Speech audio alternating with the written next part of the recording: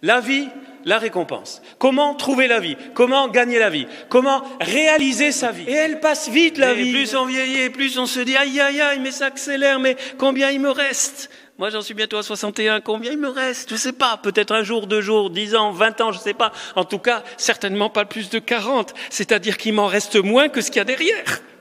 Femme, on est fait pour gagner. On n'est pas fait pour perdre. Il y a qu'à voir, hein, on n'est pas content en général. Si vous voulez connaître quelqu'un, vous jouez, vous faites un jeu de société avec lui, vous voyez comment il perd. Là, il y a des personnalités qui se révèlent. Hein.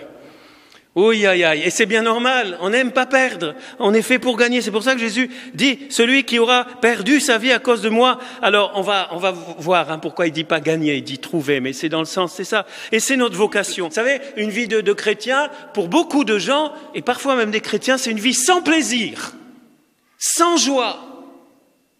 Et non, c'est faux, c'est complètement faux. Bien sûr que des renoncements, il y en a. Mais si on aime, on renonce. Les sportifs dans l'assemblée ou qui nous écoutent, ils le savent et beaucoup d'autres. Quand vous avez une passion, quand vous voulez aller jusqu'au bout, quand vous voulez gagner, Saint Paul le dit, il faut faire des sacrifices, il faut faire des renoncements, il faut prendre la croix, les musculations et les machins et les exercices. Et ça, c'est de la croix. Et combien de gens... C'est fou qu'on comprenne pas ça, parce que beaucoup de gens ou pour maigrir, ou pour se muscler, ou pour avoir un beau corps d'été sur les plages, mais combien de renoncements ils font? Je critique pas, c'est bien, mais pour des choses qui passent, c'est bien quand même. Bon, et là, Jésus nous dit pour avoir la vie éternelle, pour vraiment trouver la vie. Pourquoi il ne dit pas gagner? Parce que c'est déjà gagné. Pourquoi il n'est pas gagné? Parce qu'on ne gagne pas son ciel comme on disait autrefois. C'est faux. On ne gagne pas le ciel. Le ciel est gratis, les amis. Vous ne pouvez pas l'obtenir par vos œuvres et par vos mérites. Ça marche pas. Ça ne veut pas dire qu'il faut rien foutre. Mais on est sauvé par la grâce. Les œuvres sont des réponses d'amour à la grâce. Mais on est sauvé par grâce, donc c'est gratuit.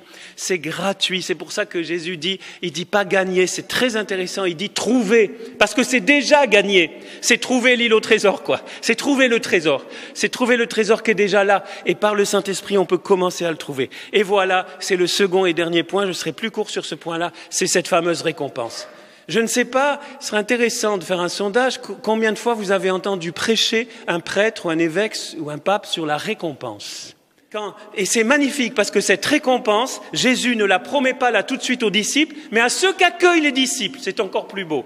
C'est-à-dire qu'en gros, il nous dit, si vous me suivez comme je vous le dis, eh bien vous allez être objet de bénédiction pour les autres, sujet de bénédiction. Vous allez permettre à d'autres, en vous accueillant, de m'accueillir et en m'accueillant d'accueillir le Père.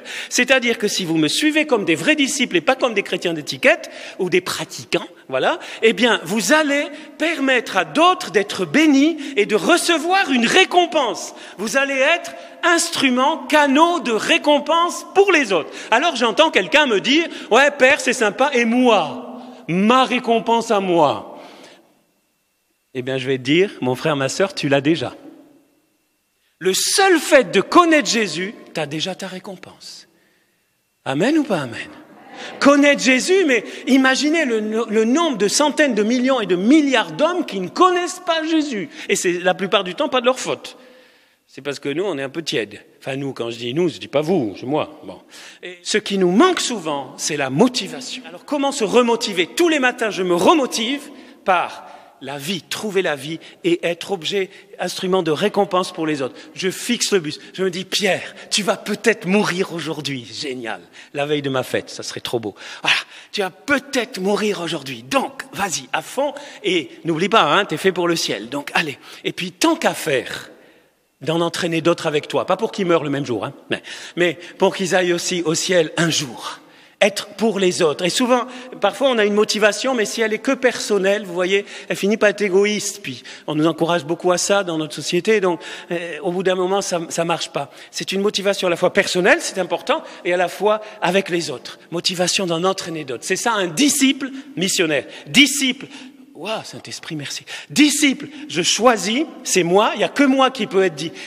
Un autre peut pas être disciple à ma place, peut pas se déterminer à ma place, c'est moi qui dois choisir, ça c'est ma partie. Et puis disciple missionnaire, je peux être instrument de bénédiction pour les autres à travers justement mon engagement.